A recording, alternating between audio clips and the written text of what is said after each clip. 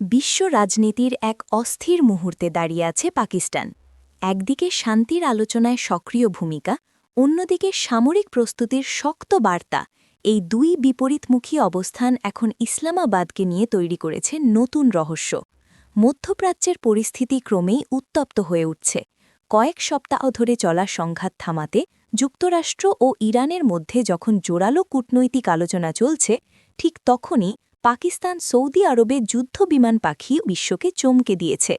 এটি কি শুধুই সামরিক মহড়া, নাকি বড় কোনো কৌশলগত বার্তা? বিশ্লেষকরা বলছেন, এটি কোনো সাধারণ পদক্ষেপ নয়।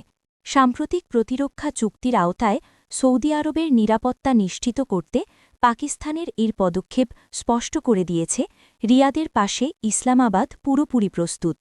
এই চুক্তি অনুযায়ী সৌদি আরবের ওপর হামলা মানেই পাকিস্তানের ওপর হামলা হিসেবে ধরা হবে। অন্যদিকে একই সময়ে পাকিস্তানের মাটিতে চলছে গুরুত্বপূর্ণ কূটনৈতিক আলোচনা।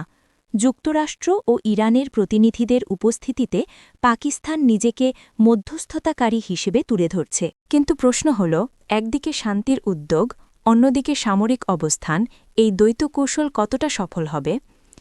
এই সংকটের সূত্রপাত ঘটে বড় এক আঘাতের মাধ্যমে, যা পুরো অঞ্চলকে অস্থিতিশীল করে তোলে।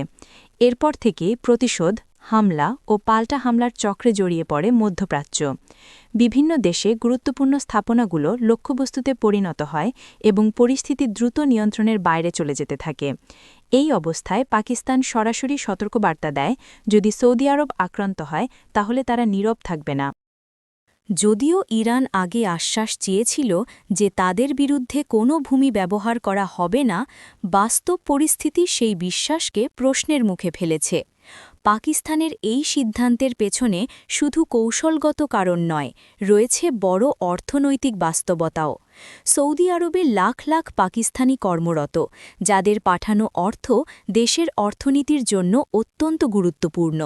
পাশাপাশি সৌদির বিনিয়োগও পাকিস্তানের জন্য বড় ভরসা। বিশেষজ্ঞদের মতে যুদ্ধবিমান পাঠানো আসলে শক্তির প্রদর্শন নয়, বরং একটি কৌশলগত বার্তা, যাতে প্রতিপক্ষ বুঝতে পারে পাকিস্তান তার অবস্থানে কতটা দৃঢ়। তবে এর ঝুঁকিও কম নয়। যদি পরিস্থিতি আরও খারাপের দিকে যায়, তাহলে পাকিস্তান সরাসরি সংঘাতে জড়িয়ে পড়তে পারে। সব মিলিয়ে পাকিস্তান এখন এক কঠিন সমীকরণের মুখে। একদিকে মিত্রদের রক্ষা, অন্যদিকে বৈশ্বিক শান্তি বজায় রাখা। এই ভারসাম্য কতদিন ধরে রাখা সম্ভব, সেটিই এখন সবচেয়ে বড় প্রশ্ন।